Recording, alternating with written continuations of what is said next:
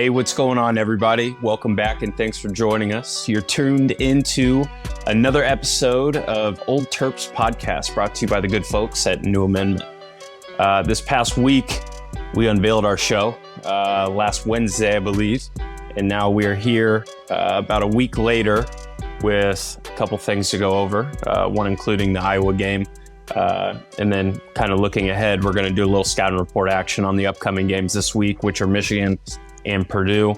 And then we're going to dive into a little bit about word on the campus and understand where we are as a program and kind of what people are thinking throughout the country. So first, I think it's good just to get everybody on board with voices. If you're listening to the car, this is Andrew Terrell. And then I'll let Travis and Reese introduce themselves as well. Travis Valmon. I played 2016 and 2020, so I'm a Big Ten champ. We're back for week 2 of the Old Terps podcast. We love all things at Terps, so excited to be here, talking shop, talk about the team, season, the program. And, we're always eager to hear what you guys have to say, what you think, what questions you have. So, let's do this. You got Reese Mona here, and usually we'll have Kevin Huerter on the calls as well, but he's not on today. But busy man. With us, busy man. So you're rolling with the walk-on squad today. Honestly, I'd like to say we know basketball a little better. Might not play it better, but we know it. We know it. And other than that, I played on 2017, 2021 with both these guys, with Kev, and then also 2020. Shout out us. Shout out Anthony Cowan, Sticks, Aaron Wiggins, squad, 2020 Big Ten champs. Absolutely. So I think first things first, what we can do is a quick catch-up of kind of what we did in our week. I'll start it off by saying this. Purdue, I just watched them this morning. Holy shit. Those guys are good. Yeah. Oh, yeah. I don't understand how you stop a team like that. I know we're going to talk about them more in depth here in about 20 minutes. But just watching them, dude, the level of basketball, it's kind of like, I watched Alabama over the weekend too against LSU. Bro, the athletes are just different than, when you're watching our team right now. And it spooks me a little bit. And I know we'll get there, but, guys are touching their elbow to the rim, just grabbing rebounds. And right now, I don't think we've got anybody on our team that can do that. So, throughout the country, I think people are playing at a high level of hoop. And I don't know if we're capable of getting to that point this year, but, we can stay optimistic in it, I guess. Yeah, I saw Alabama play. I was shocked, by the way. They go like 10 deep. Everybody can shoot the ball. They play so hard. It's insane. And it's like, I think that's almost like, it's not quite the same, but it looks like almost like the blueprint of like what Willard's trying to do a little bit is like just play hard as hell, rebound, guard. I'll let you take some crazy shots. You'll make some, you miss some, but 9 times out of 10, right, we're going to be playing hard and everybody else. We're going to be out hustling everybody else. I watched them and I'm like, okay, I think I see a little bit of what Willard's vision is moving forward. And that's going to work when he gets his guys. Not saying exactly these guys, he got some transfers. Keem and Dante were already there. They've embraced Willard. Willard's embraced them, but it's not who he recruited. It's not for his system. Yeah. You got guys like Deshaun Harris-Smith from PVI coming in, Jonathan, and then Jamie, who's now at IMG, was at Bishop Ironton. Those type of guys can fill it up. They kind of play that way. They're all athletic, all can rebound. And if you watch them play, they're dogs. I mean, they all really are, and that's what Willard's about. And I think, like you're saying, we'll be able to watch that moving forward. Maybe not this year. He's working with what he was given, and they've embraced each other. It's been fun to watch, but it's not his team. It's not his mold yet. Dude, there's something about, like, I feel like you have to be one way or the other. Whereas, like, a Purdue, they play a certain style of basketball. They recruit around their system, which their system is kind of a 4-out, throw it into Edie. If they double them, you kick out to a shooter. They're super fundamental. They play pack line. It's like a UVA. It's like Virginia. Or then you just have some, on the flip of it, SEC teams that kind of just have dogs. So, like, you got to recruit to your mold. Like, Fletcher Lawyer, who is probably one of the top freshmen in the country this year. Crazy. He would never make it on Alabama. Now he might. I might be just throwing out BS. But that's not his style of play. He would never go there because they're just jacking up shots, tracking the rebound. They got like 7 offensive rebounds in one possession on Saturday against LSU, who's a good rebounding team. So, it's looking throughout the country. It is a different feel right now of fundamental basketball, and then play as hard as you frickin' can and just out athletic somebody, if that makes sense. The crazy part about what you're saying is, think about Alabama. You're talking about Alabama. Well, Alabama, when I played them 2 years ago, was the same way. Yeah. I mean, it was, because they were hitting, it was one of the worst games I ever played in. I mean, it was. I was there for that. I remember that. I gave Drew, you had my tickets, and it was, they stared you down, cross, tween, 3. Yeah. Kick 3. You help 3. 3, and they're hitting them. Talking like you said, shit. if they missed, it didn't matter. They were going over your back, getting the rebound, kicking it for another 3. It didn't matter. And they've been doing it since the coaches really got there and got his guys. And you'll continue to see that throughout his whole coaching career there. Bro, that's how Buffalo played too. I was at home throwing up. I was watching it, and it was just 3 after 3 after 3 after 3 after 3 after 3 on CBS. The whole world. I mean, my bad. I don't want to, hammer the point home anymore, but that was crazy. I think the other interesting thing you're talking about, Drew, is like the landscape of college basketball.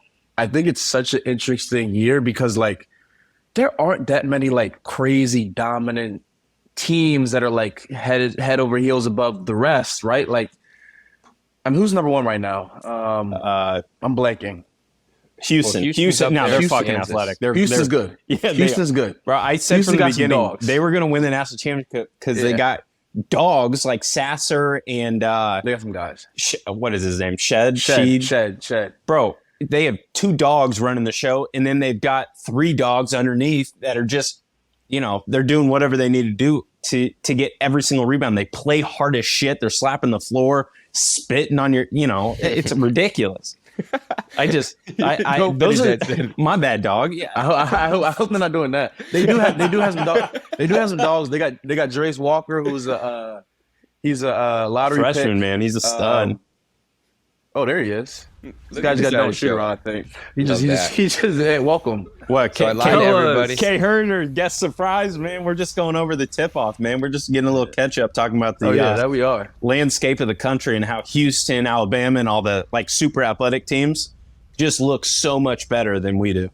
And Drew's saying anything today, I'll tell you that right now. No, I just had a big slip-up. These guys play defense. That's why they look better. These guys guard. The People dogs. down in the SEC, they guard. Yeah, they do. Dude, they're just athletic, long, lanky, jump, good rebound. I mean, they just do everything right.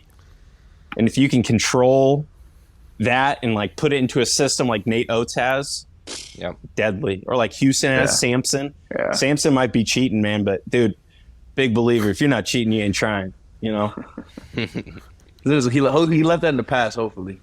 That's an IU thing. That's an IU thing. He set us back. He sent IU back years, man. Years. He said us? Us, Indiana. It's because I'm an Indiana guy. I told you. He's saying anything, man. He's saying anything today, man. It's the Old Terps podcast. I hate IU basketball more than anything on this earth. Go check my Twitter. I've got receipts back, wishing on terrible things. So, no, I'm not an IU basketball guy. I said that because Indiana is my hometown. That's the only reason. Heard you. Okay, so glad we got that quick catch up. Let's go into X's and O's. This past weekend we played. The prediction was kind of a race to 80. Funny enough, Iowa scored 81 points and beat us by 14. Yeah. Tough to go on the road and match some team that plays that quickly. Like we always say, defense travels in college basketball. We have a way better shot beating Iowa at home than we do at their place because they're not as good a defensive team. But we just don't have enough scorers at this present day moment or enough confident people to be able to match a team that can just go score 81 points at ease and play bad. Well, we thought it'd be tough. I mean, that was the thing we worried about going to that game was the firepower, not being able to keep up with them scoring-wise, especially on their home court. And that's kind of exactly what happened. They got off to a good start. We didn't. And just the rest of the game was mostly playing catch-up. I think what killed us, especially early in that first half, we just turned the ball over like a lot. And they even said on the broadcast, they were like, if you're a coach and you're watching you guys turn the ball over, it's like, okay, it's one thing if it's a dead ball, you throw it out of bounds, you can come back and set your defense. we were just giving the ball away. They were coming back. I think it was like 15-0 fast break points. Dude, that's crazy. That makes no sense. How is that even possible? You're never going to win a road game like that. They get up and down. But still, Maryland 15-0 fast break. So bad. It's crazy. So bad. But Maryland has way too many times in games they have lulls. Yeah. They cut it this game 47-44 right after half. They brought it back. But then another lull. And the next thing you know, it's 50. Then they're down 55-44. And those can't happen, especially for Maryland, because they need to score to set up their press. So when they have these lulls, it's just tough for them to try to come back after those. Bro, we always say, like, that shit, I completely lost my train of thought. Somebody else talk. I think for a big reason for those lulls, and this is what Iowa has and has always been able to do, like, Iowa runs their stuff. That's why a big reason I've always loved what McCaffrey does is, like, no matter what, this year it's Chris Murray, last year it was Keegan, you got the Peter Jock, you got Luke Garza, like, every single year it seems like Iowa has a guy, and they find a way to get him 20 shots a game. And so in a position like Maryland, they go on the road, they're at Iowa, they're struggling to score, they're in one of these lows where you're talking about who is Maryland's, all right, let's run a play and get this guy a shot. I think that's Jameer Young. And so they fall into this. Jameer. So they fall into this thing of, like, let's just put Jameer in a ball screen and try to let him make a play. But it's just like every team runs ball screen. You know, there's no creativity to that type of offense. I don't think it's an offense that's going to sustain you and win you a whole game. Maybe, at the end of a game, we need to put the ball in Jameer's hands to make a play and go win us a game. But when there's 12 minutes left in the second half and you're in the grind of a road game, on, like, you can't just run high ball screen all game and expect results. And unfortunately, I feel like that's the reality sometimes of this team, is where is that go-to scorer going to come from? And a lot of times you've seen it by committee. You get Dante in there. Obviously, Jameer Hakeem will make a shot, and Juju got it going early in this game. But I think a lot of reasons, like you talk about, that's, for me, the difference between Maryland in this game and in Iowa that they showed is the ability to just score consistently over the course of a game, just running their stuff. Dude, and one of the biggest issues, too, that I always think when I watch basketball is you see people that get down quickly. The toughest thing to do is cut it to single digits. And once you get it to single digits, then you got to get it within striking distance, which is 2-possession game. And then once you get it to a 2-possessioner, then you have to cut it to even. You get into these situations where we kept cutting it to 9, but then it was almost like we just, like, there's no reason that you can't sit there, grind out 2 or 3 more stops. You know what I'm saying? It's almost like we get complacent in those measures of, okay, tiny run. And then, it's the funny thing about momentum that momentum is carried by multiple things that happen over and over and over. And that's what momentum is. And then it gets crushed by one single thing. It's like this team, when somebody scores after we go on a small run, it's like the deflating. And then we go down 15. It doesn't make sense to me that, we can't continuously put stops together. And if there is a score in the middle of a run, we can't put our heads up, we put them down, and then they score 4 or 5 more times. And I think yesterday that was probably what I found most disappointing, was like there was like 3 or 4 possessions where I think we're running like maybe a matchup, a zone or something, and we just like, it's like the Red Sea parted and Tony Perkins, I think his name, went right down the middle of the lane and had like a finger roll. And it was just like, if you go to Iowa and they make some tough shots, you get, they shoot you out the gym a little bit, you can't keep up, whatever, fine, but you can't give away those like easy peasy layups right at the rim in Big Ten play and expect to win. It's not on the road, like. And I think I've seen a little more of that the last couple of weeks, whereas early in the season, like, we weren't doing that. We were locked in every single possession. Maybe it's guys not making shots and letting offense affect the defense a little bit, but, like, I feel like that is something that they can kind of clean up, tighten up a little bit, and just keep these games, like, more competitive. You just want to give yourself a chance to win and, see what happens in these road games. One thing that's confused me about Maryland basketball is that, surprisingly, Maryland's extremely lucky Jameer Young has been playing as good as he has. Because, at home against Ohio State without Zed Key, he scores 30. Yeah. But they won, but it still wasn't a blowout. Yeah. Then you go to Iowa, he drops 20, and you still lose by 14. And you lose by 14. So, and like Kevin said, he has been their go-to guy. I think he's performed against Illinois. He made the shot. So the best player.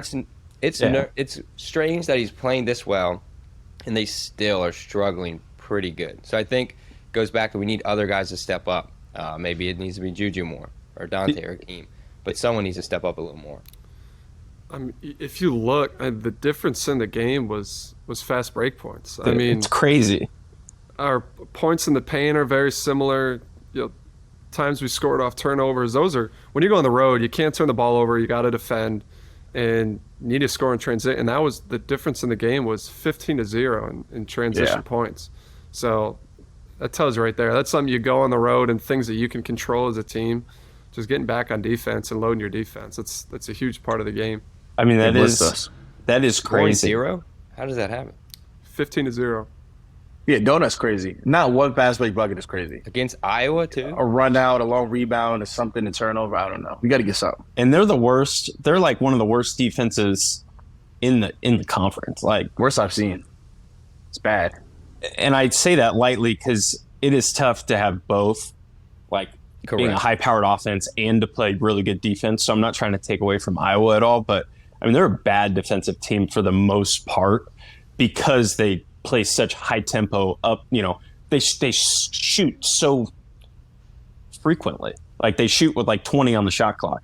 So you're playing more defensive possessions, which, you know, hurts you in the long run. But, you know, another thing that I've noticed is watching Purdue today, they had a period of 4 straight minutes, Purdue and Michigan State, back and forth, where there wasn't a bucket missed for 8 possessions. And like, we don't have that. We don't have enough plays that we can run for people to get wide open 3-pointers. Now you either make or you miss, but we don't even get those. Like we're coming down and we're just running random stuff until there's a high pick and roll. And we've done that in the past too with Coach Surgeon at the helm. Like, you know, Anthony had the same thing or Melo had the same thing where they just, you know, kind of at some point had to run a pick and roll and then we either figured it out or we didn't.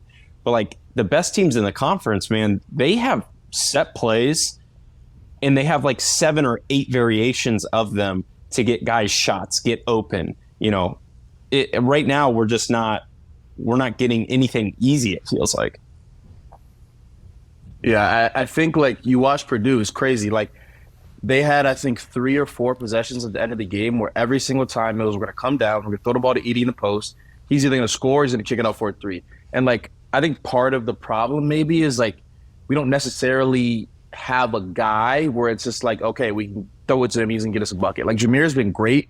I think it's tough right now. Defenses are keying in on him a little more. He's a smaller guy. He can't just go in the paint and get an easy one. But like we've talked about that all year. Like we don't have an outlet for easy buckets, it puts pressure on the rest of the team. Like you got to limit mistakes in other facets. What do you point that to? Like what do you guys think? You guys watch this team, Kevin, you and I, and Reese. I think you were there too. Over the summer, we played with these guys. Is it a identity thing? Is it a confidence thing? Is it a leadership thing? What do you guys see when you guys are watching these guys?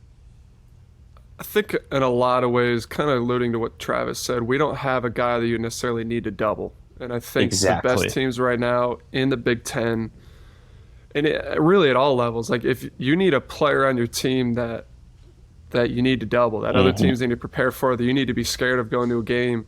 And, you know, I think Maryland has a lot of really good players. They don't have the Zach Edey, hey, we need to game plan, we need to double down on him. The Trace Jackson Davis, I know IU hasn't been winning, but you have players of that caliber that you have to game plan and stop for.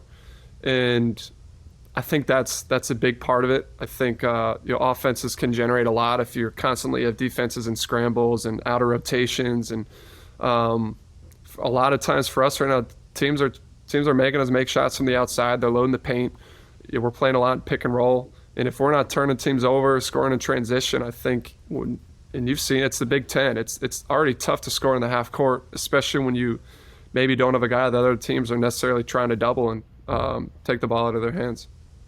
I was talking to McCaffrey after the game yesterday, and I said something about, you know, I know Jameer, I know he scores a lot, and he, like we've said, he's our best player.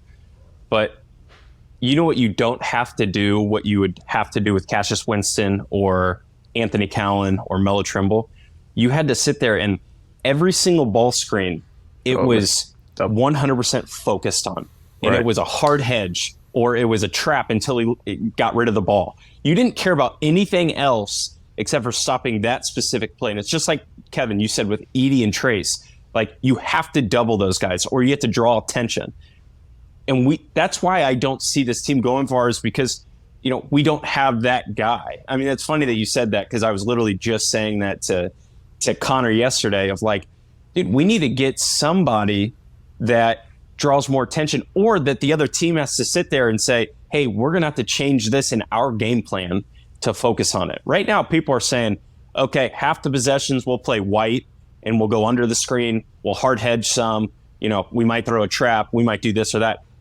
You don't really have to game plan for anything at that point. You're just doing your system. We need to get teams out of their system. And if you don't have a guy like that, it has to be a different identity. You have to either get the press, get the steals, and score off. You have to be a mid-major team. You have to be the mid-major, like Belmont. I know they had Windler, but to shoot a lot of threes. Yeah, I mean, you go the other side with it. You got to shoot a lot of threes. You crash the offensive glass. You speed the game up. You junk the game up. Like that's also the other way that you can combat that. Mm-hmm. I think that's the scary part when you look across the league, is like, I think all of the you think of the teams in the top half, every team has a guy that's like, oh shit, you have the game plan for him. Like Iowa has Chris Murray, Ohio State, they have, what's the freshman kid's name? Sensabaugh, Bryce, oh whatever. Man, he's a stud. He's good. He's a stud. Animal. Illinois has TJ Shannon. Like, these are all guys you're gearing your game plans toward. And that's when, like, the other guys get off a little bit, right? Because they're like, okay, our defense is geared towards stopping this guy. Here's the kid who averages 4 points a game. Now he has 8 open looks, and he whaps half of them. Now you're like, okay.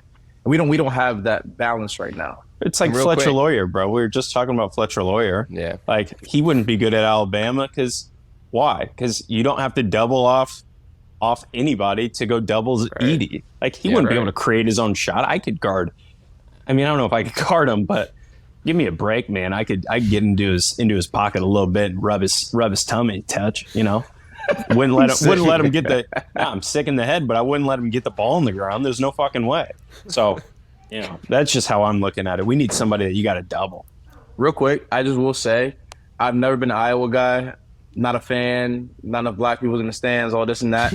But I have to give a little bit of credit. Fran McCaffrey develops the shit out of these guys. Every year, they got somebody who goes from like 8 points a game to like 22. It's been like 6 years in a row. And even like you said, his son, like. 6 years. Further than that, bro. He's been doing that. I'm telling you. Cook, it's crazy. Utah, all those guys, bro. It's crazy. You were about to say it, Matt Garza back in the day. You guys even his know own those guys. son. Right, his freshman year, we said shoot the ball. We would tell him to shoot the ball. Now the guy, what goes 2 for 3 against us from 3? Yeah, he's clipping it. You know what's even worse? Connor always had a jump shot. He just had to stop playing baseball. He also played 40 minutes last night. Like, dude, do we have a guy that can sit there and actually play 40 minutes without getting tired?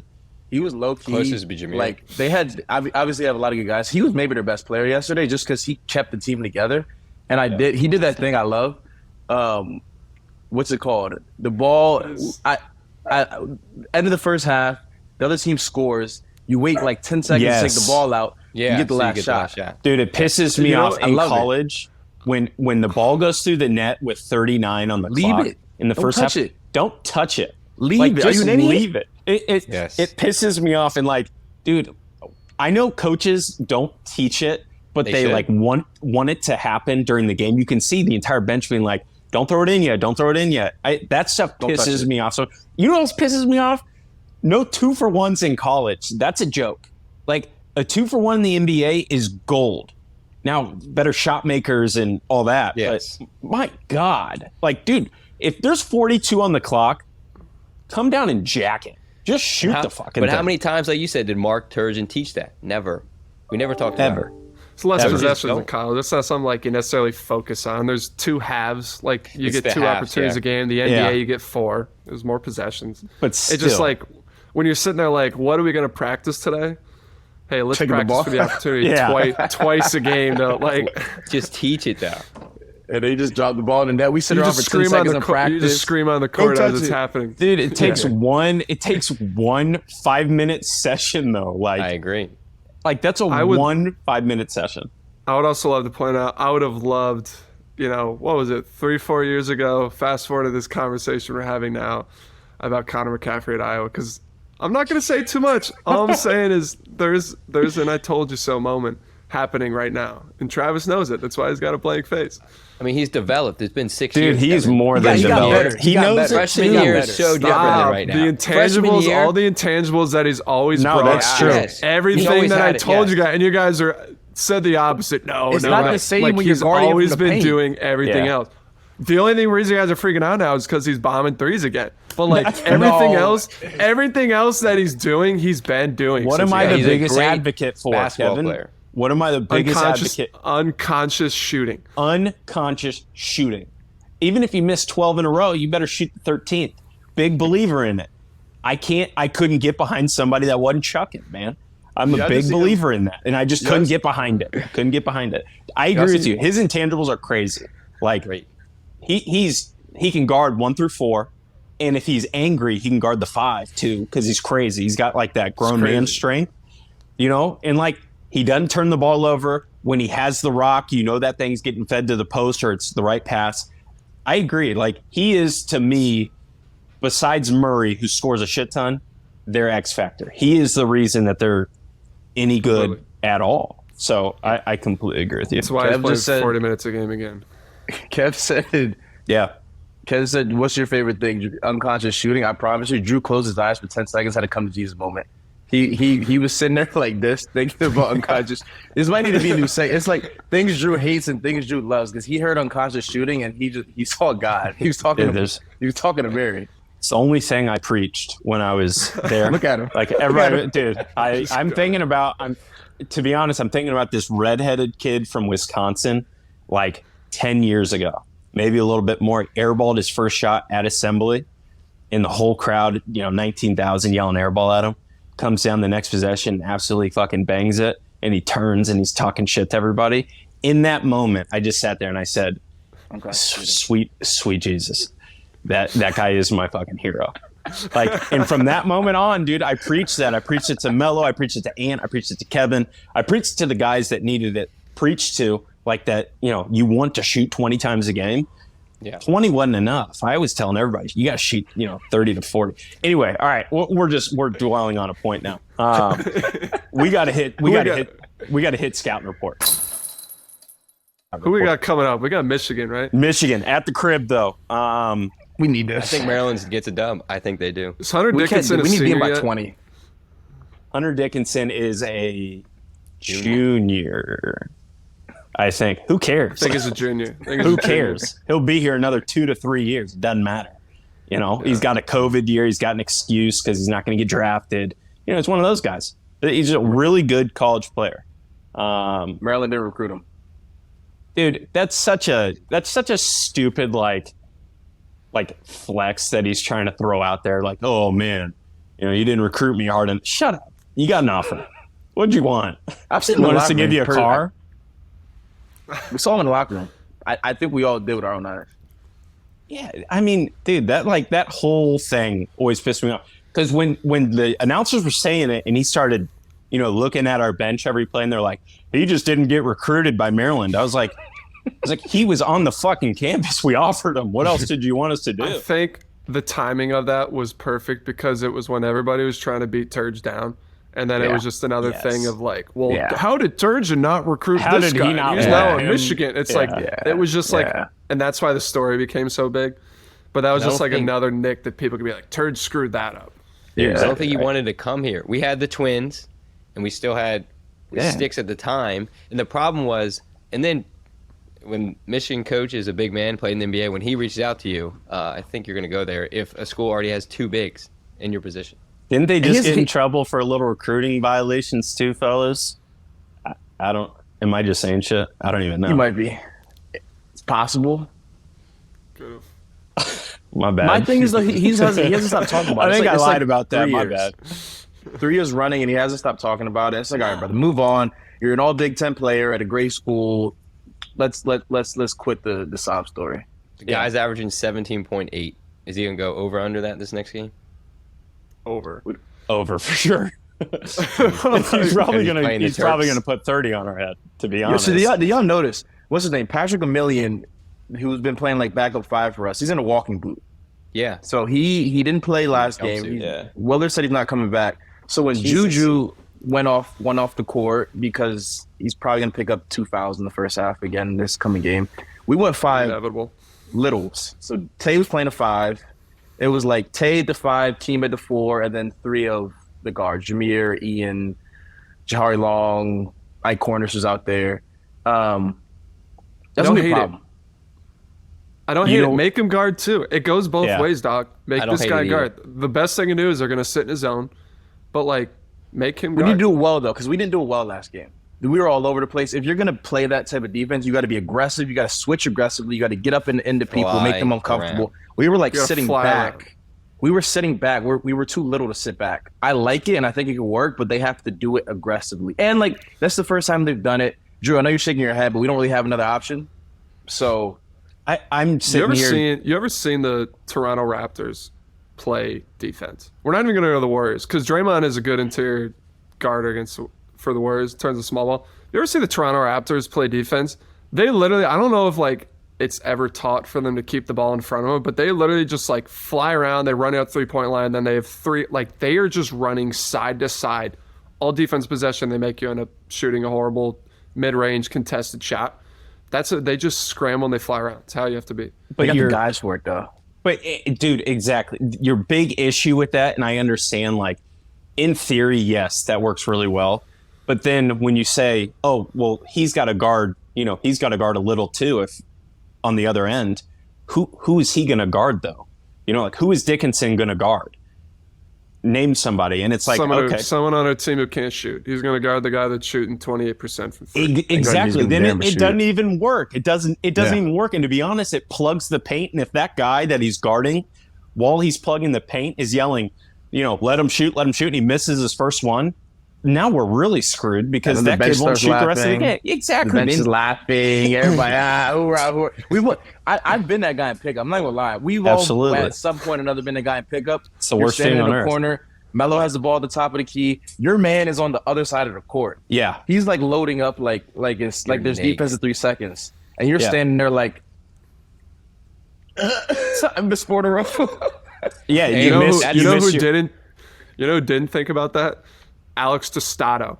Toasty. That dude literally didn't play because he shot it too much. Somebody get toasty. Dude, there was nothing tougher than like as a walk-on, like your place a little bit when it comes to shooting too much in those positions, especially if Turgeon's in the gym and you're playing pickup. Let the other guys get buckets.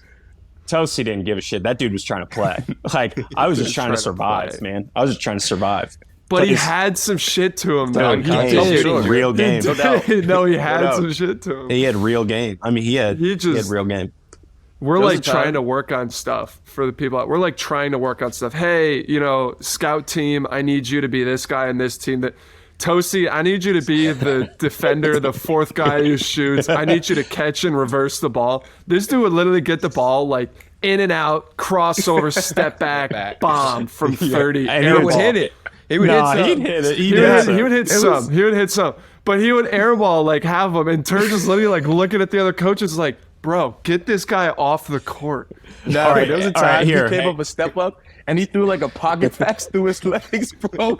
And everybody stopped. It was just like, oh shit, what the hell was that? Dude had game, man. Like he had some real game. He had what I wanted. But that's why he was there, right? He came from like remember he got there, he was like from Montverde, like this guy. I think he was, where was he from? He was from somewhere, I think. He was IMG, South America. He was Mexico. Might have been IMG. Where was he? Was from Mexico. Yeah, he got there, and we were all just like, who is this kid? Yeah. And like the first time I was like, this guy's not bad. Like, yeah, dude. He's like, where the hell is he from? First time he played, I sat there and I said, shit, I'm done. I'm done. You hated him right away. Who is this guy? Yeah. This guy think he's gonna. Travis, he thinks he's gonna shoot. Bro, I'm a big believer as a walk-on coming in. Like I get like the whole, hey, we're trying to play. You're not gonna play. I mean, let's just get that out there. Guess what? You're gonna wear your fucking warm up, and you're gonna enjoy every goddamn second of the game. I love games. You know why? Never played. Never once had to worry about playing. And if I did play, it means we won by 50. I never lost a game at Maryland that I played in. You know, I actually am curious about that. What was like? What were game days like?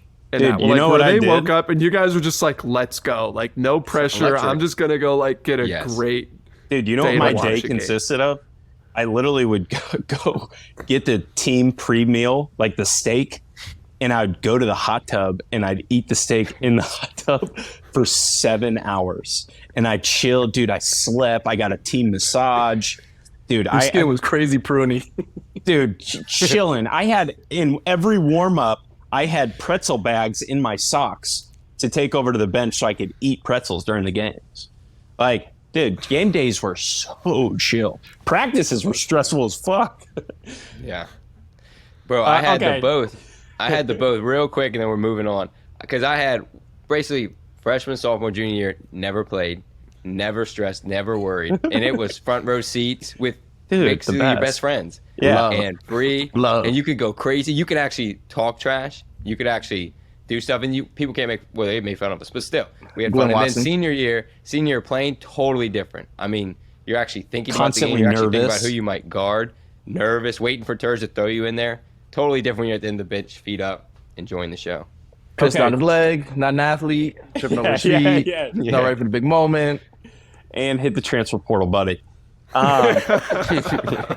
Okay, so real quick, we'll do a quick Q&A with this real fast. Okay, Michigan, Maryland.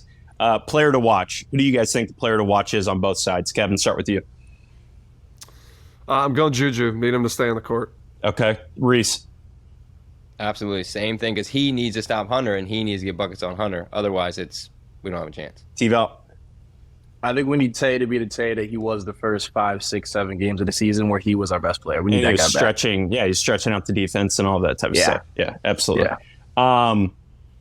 X factor for us. I know, Travis, you just said Tay. I think he's going to be an X factor too. Who do you guys think the X factor is in this whole thing?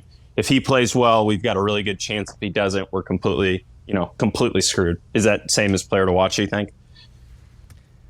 I think definitely him, but I think also Akeem, like, he's probably matched up with like Jace Howard. That's his name, right? Jace Howard. Yeah. Hell of a matchup. We just saw him drop 30 on Iowa. Like, that's one where he needs to kind of take the challenge on and say, like, look, I'm a senior. I've been here 4 years.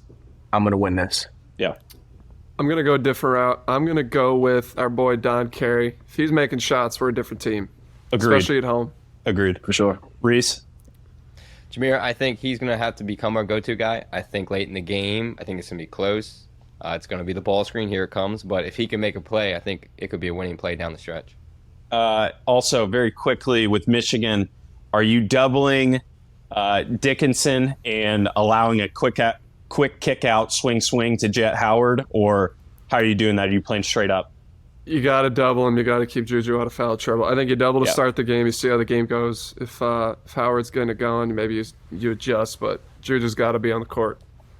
It also really helps, like, on the road as a freshman. I know he's blown this away and just shooting the piss out of it at every single away game that he's played so far, especially at Iowa this past week. Being on the road is not easy for a freshman. So I think you kind of got to double him and just kind of hope that he's a little bit nervous, even though he hasn't shown it yet. Yeah. Okay, we also have Purdue. Let's go through Purdue quickly, which they are not a quick team. We're screwed. I think we're screwed. Purdue. Just leave it there. We're screwed. I think we're completely screwed. At Mackey is the toughest place, in my opinion, in the Big Ten to play, not only because of the arena, but because they're so damn good. Painter has one of the best systems in college basketball. Him being there for the past, 10, 15, 20 years, however long it's been, obviously he's built himself a system and he plays to that system. He has a bunch of really good shooters around a really good big. He has a bunch of hustle guys. They all rebound. They do their fucking job. And you know what you're going to get out of them. They're going to run triples. They're going to run, quick hit actions. They're going to run slip screens with Edey. And then if all else fails, they'll throw it to Edey. You either double it, and it's a quick kick out three, or you won't double it, and he's going to dunk, and he's going to do this weird fucking scream thing that just wakes up the entire nation. So we're fucked, I think, is what I just said. Hey, two things. The first being, scout team, we've gone through Purdue's plays. We Crazy. probably touched 1/10 of them, but We ran through them. They're good plays, a lot of plays. They get it for shooters. They get it for I think big it's men. They know what the they're best doing. system in the Big Ten, in my Easy. opinion. He's got the best Easy. system. Swivel year invert, after swivel year. 965, Iverson Dude. cut to the alley-oop lob, step up, He has screen, a- cross court. He has a play and a counter to a counter for every single play. And they know Yeah, when one to of run it. my best friends is on staff there. PJ Thompson, shout out him, one of the best all-time Indiana high school basketball scorers, one of the best point guards in Big Ten history as well. He kind of talked about their, like, not in depth obviously, but how many counters they have in one set. And it's scary. He's like, so you guys, because I told him, I was like, yeah, we practice swivel or whatever the hell that is. And he's like, which one? I was like, the first like 10. He was like, you guys are so fucked. He's like, because we got 11 through 99 right behind it. So I think in that game, player to watch is pretty simple. Zach Edey versus Reese, and how we're gonna play them. If somebody gets hot on the perimeter, game is completely over. If not, maybe you double Edey, make him get rid of it. Maybe he gets in foul trouble against, our non-existent post game. There's not much to say about it. I mean, at That's Mackey, it's bold. tough. I think I would not be surprised if we kept it close in the first half. Yeah, even into the first timeout in the second half in that game, and that I think the superiority of Purdue, unfortunately, this year will take over. But that's a game you go into. You got nothing to lose. We're gonna come out. We're gonna bang our first 4 out of 5 threes. We're gonna be feeling good. We're gonna be talking shit, and they're gonna call an early timeout, calm it down in front of their home crowd, and that might be it. But 2 obviously tough games this week. Yeah, I mean, absolutely. Who would have seen that roster at the beginning of the year? And that's a shout out to Painter. Who would have looked at that Purdue roster at the beginning of the year and said, that's the number 1 team in the country? It's kind of crazy. Zach Edey is obviously a stud and probably the best player in the country, but who would have thought that team would have been the best in the country? They are a juggernaut in large part due to him and the system they run. And it's an uphill battle, but I think I like what Kev said. Like, you have nothing to lose. Nobody's expecting you to win. Gun it, play with confidence, see what happens. Yeah, I agree. That leads us into Drew, real ahead, quick, Reese. we're talking about Purdue and Zach Edey. Gentlemen. Since I didn't get a lot of buckets in college, I got to bring this one up. Zach Edey at Purdue Christmas Day, he guarded me. They put him on me, like you're saying. Who are we going to put Zach Edey on? Put him on the guy who never plays. And what'd you do, Out Reese? there, bang, whacked it one. on him. Banged one right in Zach Edey's face. What'd you So say it's to one- him? There you have it. What'd you say You to might him? have to run the clip. Did you say anything? What'd you say to him? I remember looking over. I didn't say. I looked over at Nothing. the bench, and like the coach was sick. He was just like, Painter was sick. Yeah, bro. They play Out of all the percentage. guys. Like they guy play sucks. straight percentages Oh, to yeah. a T, and it's one of Yeah. those like you got to be shitting me, dude. Leave number 12. It's one of those. Reese was taking a shot, and you just heard a faint "hell no" coming Yeah, from yeah, their bench. The whole bench. We're living. Hell we're living. no. Yeah, yeah. We'll live. We'll live. We'll live. Please, thank you. Yes, that's what we We wanted. want that. This kind of segments us into word on campus. We've been talking a lot about transitioning from one coach to another coach. We just discussed Painter. He has a whole system around him. And, we don't have much time, but I think that's one thing that in these next upcoming years is what we're going to identify with Willard. He's already done a good job of kind of implementing his system into people that he did not recruit. Not saying that they're not good enough to play in Willard's system, but he's going to recruit around who he needs. Just like we said, Fletcher Lawyer's not going to Alabama. Alabama's not recruiting a Fletcher Lawyer. That's just not what they're doing. So I think when Willard gets a little bit more time under him, who knows, maybe, we'll look back in 10 years and say, shit, one hell of a fucking system. We're going to, we've been to a Sweet 16 and an Elite 8. We're fighting to get to a Final Four. I'd say that'd be a win for any coach to come in and implement some type of system that people talk about and respect throughout their conference in the country. I agree. I like it. We got to give him time. This is year one, not as guys again. Hopefully, we kind of build towards that. And I mean, next year we got a couple of wing guys coming in, so we'll hopefully be. I don't know. We'll cook some up. I Absolutely. still think this team's outplayed expectations, though. So I think Agreed. that's still exciting. Agreed. You can see where we're headed. These guys have done a good job. So still rooting hard. Yeah, agreed. Okay. Yeah, we ran over a little bit on a couple of those segments. We like to kind of keep this within the 40 It's a 45-minute time frame. Kevin obviously joined a little bit late. He had big boy things to do. That guy's got money on his mind. He's grown up. IG models? Flying IG models out? Yeah, bro, that's crazy. How about Huerter flying them out like IG model? How does he know what IG model is? The craziest part is I didn't hear it. He sent me like a clip of it, like right when I got in the locker room. It was already sitting in my text messages. He's like, "What do you think about this, bro?" I was like, "Mark, what did you say?" Yeah. Dude, that's one of those where you can tell he looked at himself in the mirror and practiced that for a week in advance. And he just saw the perfect opportunity to unveil it, and he loved it. It was, to be honest, like it was hard. It was hard. It was great. It was like, what the hell did he just say? But it was also like hard. But it was also like, what the hell? Wait, what? Yeah. Mark kind of made sense. I kind of love it, but what? Yeah. Who? Yeah. Why? Exactly. Good for him. I mean, he got himself a little publicity, and he did it in the right way. Okay, so anyway, that's our show. That's our wrap up. This is kind of our sign off. We really appreciate you guys tuning in to, again, the Old Terps podcast. This is season 1, episode 2. This will be dropped. Hopefully you guys are listening to this on a Wednesday or Thursday. We appreciate the listen. Subscribe, follow, give us some love. Send me a DM if you want to, ask any questions, or if you just want to talk. I'm always down to, FaceTime. Or get flown out. Or get flown out. That's exactly right. Andrew Shout Terrell. out my IG models. Any IG model, if you are hearing this, shoot us a DM.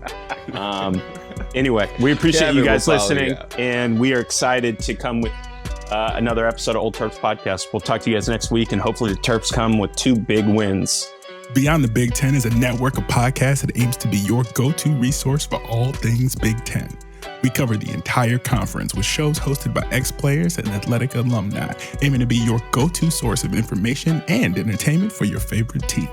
Hosted by ex-Big Ten players, media, and insiders, our podcasts are focused on giving diehard fans and those alums an inside scoop about the teams and people that make the Big Ten Conference one of the most watched and most talked about conferences in sports. We're excited to talk Big Ten basketball with you wherever you may be. Subscribe now.